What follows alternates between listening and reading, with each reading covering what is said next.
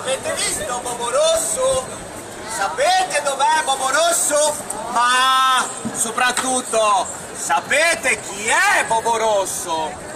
Forse non tutti qua sanno chi è Bobo Rosso. A quanti di voi è capitato salire la notte, le scale, quelle scale di legno che spesso scricchiolano, e avere come l'impressione di quello scricchiolio non è uguale al proprio passo, e forse il timore di essere seguiti, e a quel punto guardarsi dietro!